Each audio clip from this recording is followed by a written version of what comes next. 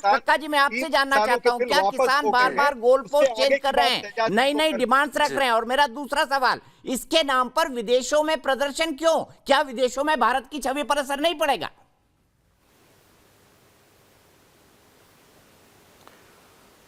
देखिए, इसके लिए भारत सरकार जवाबदेह है।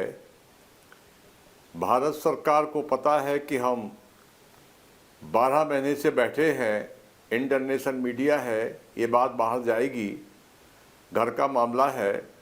इसने सरकार को समझने में 12 माह लग गए, निर्णय करने में, ये बड़ा दुख का विषय है।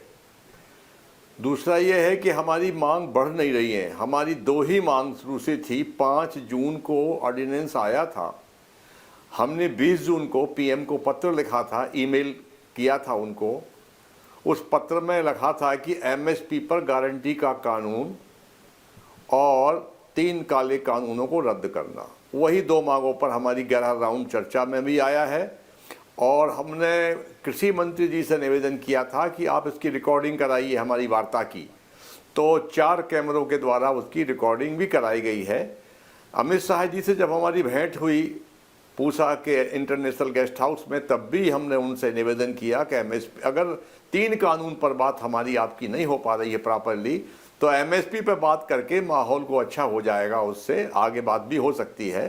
तो नई कोई मांग नहीं है। रहा सवाल, जब कोई बड़ा आंदोलन, छोटा आंदोलन भी जब समाप्त होता है तो बहुत सी चीज़ें तात्कालिक आती हैं। ये आंदोलन 12 माह चला है।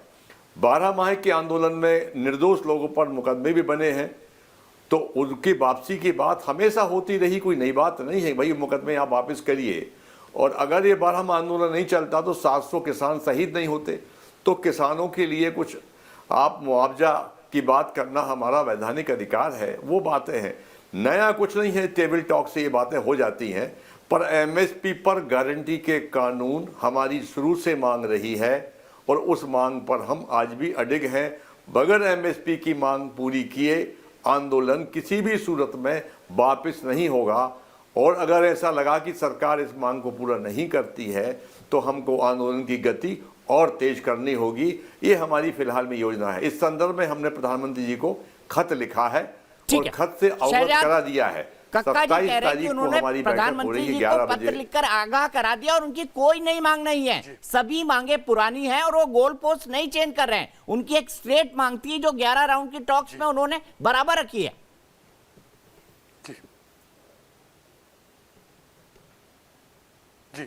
पहले तो मैं बता दूं कि ये मेरा सौभाग्य है कि कक्का जी हमारे साथ इस पैनल में है और मैं उनकी बातों को सुन रहा था गंभीरता से। और मैं कक्का जी से कहना चाहता हूं कि कक्का जी, आपकी बातों को तो मैं झुठला नहीं सकता, परंतु मेरे पास राकेश टिकैत जी, जो भी आपके एक नेता है, किसान नेता है, उनका 14 अगस्त 2021 का बयान है जिसमें उन्होंने कहा है किसान कानून वापसी और फिर होगी घर वापसी। उसमें एमएसपी के बारे में कोई जिक्र नहीं है। हो सके तो मैं आपको व्हाट्सएप के माध्यम से उसको भेज भी दूंगा, परंतु चलिए छोड़ देते हैं उसको। मैं मानता हूं आपकी बात को, एमएसपी की बात करते हैं। प्रधानमंत्री ने कौन सा मना किया? सरकार ने कहां मना किया है? सरकार तो कह रही है कि एक अच्छी उच्च स्तरीय कमेटी बनाकर इस पर चिंतन करने की इसलिए जरूरत है क्योंकि कक्का जी, आप तो जानते हैं किसानों का दर्द।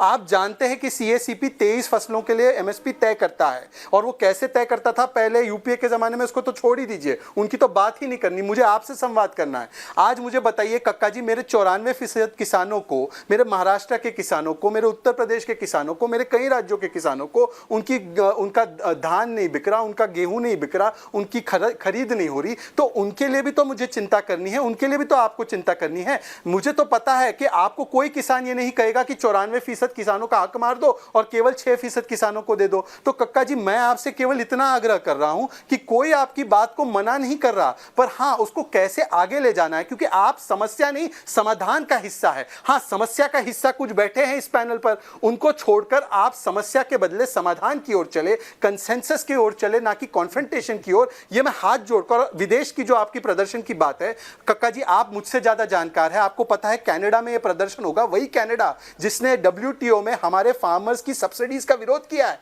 ये किस तरीके की विडंबना है। परंतु कक्का जी, मैं आपके सामने नतमस्तक होता हूं उस पैनल पर और मैं आपसे कहता हूं कि फिर से एक बार देखिए, ये लोग आपका इस्तेमाल करें ना करें ये अलग विषय है, ये उनका राजनीतिक विषय है, परंतु उन 94% किसानों की प्लीज चिंता कीजिए, क्योंकि उनको भी एमएसपी का फायदा मिले और एमएसपी एक प्रभावी तरीके से सबके लिए हो, ये हमारी चिंता है और आपकी भी चिंता होनी चाहिए। जवाब दीजिए कक्का जी, क्या व्यापक सहमति नहीं बननी चाहिए एमएसपी ताकि 100% किसान उसमें शामिल हो? इंटेंशन तो बुरा नहीं है, शहजाद और सरकार जो कह रही है उसका। एमएसपी पर जब गारंटी का कानून बन जाएगा तो देश के 100% किसानों को लाभ मिलेगा। रहा सवाल कमेटी बनाने का, तो मैं आपकी बात से सहमत हूं कि डायलॉग से समस्या का समाधान होता है, बयानबाजी से नहीं होता। पिछली सरकार ने क्या किया, अगली सरकार ने क्या किया, ये तो बात ठीक नहीं है। समाधान डायलॉग से निकलेगा। कमेटी का कहा है, ठीक है, कमेटी बनाएं, बुलाएं, चर्चा करें। अब फिर उसमें कई विषय आएंगे। अब उसमें विषय आएगा कि भारत के संविधान में एग्रीकल्चर जो है वो राज्य का विषय है, ये आप सामने विषय आएगा। अब कई बार एग्रीकल्चर का विषय राज्य का हो जाता है, कई बार केंद्र का हो जाता है। मूल्य आयोग का आदरणीय 3 वर्षों से चेयरमैन नहीं है, जो मूल्य आयोग तय करता है, एमएसपी तय करती है, केवल 2 मेंबर हैं। तो आपसे निवेदन है, आपकी सरकार से भी प्रार्थना है कि कम से कम 3 वर्षों से पद रिक्त पड़ा है मूल्य आयोग के चेयरमैन का, तो उस पद को जब तक नहीं भरेंगे तब तक कार्यवाही भी कैसे आगे बढ़ेंगी। तो समर्थन मूल्य से निश्चित तौर से जब गारंटी का कानून बन जाएगा, उसमें कुछ खास बात नहीं है। 23 जीन्स जब आप तय करते हैं एमएसपी पर, उसी कानून में ये संशोधन हो जाए और ये जो मूल्य आयोग है इसको संवैधानिक दर्जा दिया जाए, ताकि सभी राज्य इस पर क्रय करने को बाध्य हों। और उसमें एक लाइन जोड़ना है आपको कि सभी फसलों का समर्थन मूल्य से नीचे उपज किसान की भारत में कहीं नहीं बिकेगी। मगर उस आयोग की बात तभी पूरे देश के राज्य मानेंगे जब वो आयोग संवैधानिक दर्जे के अंतर्गत आता हो। अदरवाइज कहेंगे वो तो एडवाइजरी कमेटी है समर्थन मूल्य की, हम नहीं मानते उसकी बात को लेकर। इसके बाद मल्टी जो राष्ट्रीय कंपनियां हैं वो सक्रिय हो जाएंगी। वो कहेंगी कि एग्रीकल्चर राज्य का विषय है, तो आयोग उसके सामने खड़ा हो जाएगा कि आयोग को पार्लियामेंट ने गठित किया है, उसको संवैधानिक दर्जा है, उसको न्यायालय में चैलेंज, उसके निर्णय को न्यायालय में चैलेंज नहीं किया जा सकता। इतनी प्रक्रिया है, थोड़ी कठिन भी है, जटिल भी है। कमेटी बनेगी, डायलॉग होगा, सरकार को अविलंब एसकेएम कमेटी को बुलाना चाहिए, बुला के चर्चा करना चाहिए और चर्चा करके बाकी मांगे जो है वो ऐसी हैं कि जो टेबल टॉक के जरिए, पहले भी उसमें से 2-3 मांगे सरकार कह चुकी है कि हाँ पराली वाला मामला हम उसका आदेश जारी कर देंगे, बिजली का मामला उसको हम कैंसिल कर देंगे।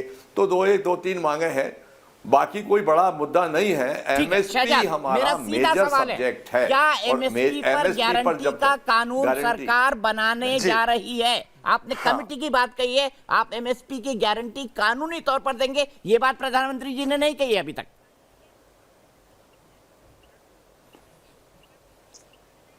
जी देखिए, क्योंकि प्रधानमंत्री या कोई भी व्यक्ति उस विषय में अभी नहीं कह सकता, क्योंकि अब तक एमएसपी की क्या व्यवस्था थी, एडमिनिस्ट्रेटिव ऑर्डर से जारी होता है। दीपक जी आप ये बात जानते हैं मुझसे बेहतर, आपने ये कई साल देखा है सामने आपके। आज तक कभी कोई कानून एमएसपी का नहीं बना। अगर बनाना इतना ही संभव होता तो कांग्रेस पार्टी निश्चित रूप से बनाकर चली गई होती। उन्होंने भी नहीं बनाया, क्योंकि इसमें प्राइसेस अलग अलग होते हैं, फ्लक्चुएट होते हैं, इसको फ्लक्चुएटिंग रखना पड़ता है सीजन के हिसाब से, ईयर के हिसाब से और बाकी चीजों के रेट्स के हिसाब से। तो इसीलिए अभी तक तो एडमिनिस्ट्रेटिव ऑर्डर की तरह ही जारी हो रहा था एमएसपी। अब इसकी कैसे कानूनी रूप इसको देना है, किस तरीके से 100% किसानों पर लागू हो, मुझे लगता है कक्का जी जैसे इतने विद्वान व्यक्ति जिन्होंने जमीन पे इतना काम किया है, अगर वो ये एक केवल चीज छोड़ दे कि अभी जो किसानों की एक बड़ी मांग पूरी हो चुकी है, 3 कानून वापस हो गए, अब किसानों को सड़कों पर रखकर उनकी और जान को एक तरीके से खतरे में डालने से अच्छा कि इतने बड़े सम्मानित नेता आए, चर्चा करे, उस कमेटी का हिस्सा बने और उस कमेटी को सबसे अच्छे सुझाव दे। जो अभी सुझाव उन्होंने दीपक चौरसिया जी के शो में दिए, उनको ये कमेटी में देना चाहिए। और निश्चित रूप से हमने 11 बार इनसे बातचीत की, हमने कभी खुला बंद मन नहीं रखा, खुला ही मन रखा। सुप्रीम कोर्ट के कहने के बाद भी हमने खुला ही मन रखा। सुप्रीम कोर्ट ने भी स्टे कह दिया तो स्टे हो गया, फिर भी हमने कानून वापस लिया। हमारा मन खुला है, हमारी नीयत साफ है और हमारी नीति स्पष्ट है। इसलिए कक्का जी, मैं आपसे हाथ जोड़कर, मैं आपके बेटे या पोते के उम्र का हूं और मैं नहीं चाहता कि मेरे दादाजी की उम्र के कोई व्यक्ति सड़कों पर रहे। मैं चाहता हूं कि प्रधानमंत्री एक संवैधानिक पद है, प्रधानमंत्री एक व्यक्ति नहीं है। नरेंद्र मोदी एक व्यक्ति हो सकते हैं, वो संवैधानिक पद से उन्होंने कहा है और आज उस पर एक मुहर लगी है और इस मुहर को कोई वापस नहीं ले सकता। तो मैं आपसे हाथ जोड़कर कहता हूं कि प्लीज, ये लेफ्ट वाले तो आपकी मंडी नहीं बना रहे केरला में, ये कांग्रेस वालों ने तो एमएसपी के नाम पर क्या किया ये पूरा देश जानता है। इनके राजनीतिक मंशाओं का एक हथियार मत बनिए और आप प्लीज आइए, चर्चा शुरू करिए और हम किसानों के, हर किसान, ये छत्तीसगढ़ में मारे गए किसान, महाराष्ट्र में मारे गए किसान, यूपी का चुनाव आ गया तब आपका दिमाग खुला। चाहता हूं ठीक है, मैं आप किसानों को पसंद नहीं करते, आपको यूपी की सत्ता चाहिए। आपने त्रिपुरा में एक दिन एमएसपी नहीं दी 25 साल में। कानून आपने केरल में क्यों नहीं बनाया, बताइए विवेक श्रीवास्तव जी।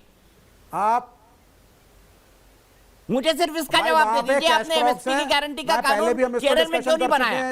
इसी चैनल में और आप ही के साथ मैं पहले इसलिए क्योंकि वहां पे कैश क्रॉप्स हैं, वहां पे फार्मर एक्सपोर्ट्स कर रहा है, फार्मर खुश है, लेकिन इस चीज को नेशनल लेवल पे केरल के लिए रूल अलग, दिल्ली के लिए रूल अलग। ये घड़ियाली आंसू, सुनिए सुनिए सुनिए, बोलने दीजिए मुझे।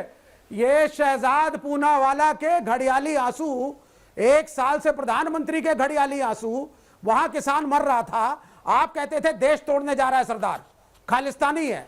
फिर आप कहते थे इसमें नक्सली घुस गए, हमने कभी नहीं कहा, हमारे चैनल का ये गुंडों की फौज है जो बॉर्डर पे बैठी है। फिर आप कहते थे पुलिस का एक्शन होना चाहिए। दीपक जी, अरे दीपक जी, ऐसी भाषा का मैं सख्त लहजे में खंडन करता हूं। ऐसी भाषा का मैं सख्त लहजे में खंडन करता हूं। किसी भी रिस्पॉन्सिबल प्रवक्ता या किसी भी रिस्पॉन्सिबल मंत्री ने ऐसी शब्दावली का कतई इस्तेमाल नहीं किया। जब यूपी का हमने बात की का चुनाव, कक्का जी सम्मानित है, आप इस तरीके की भाषा मत इस्तेमाल करें। ठीक है, आज तुम्हें कमेटियां याद आ रही हैं।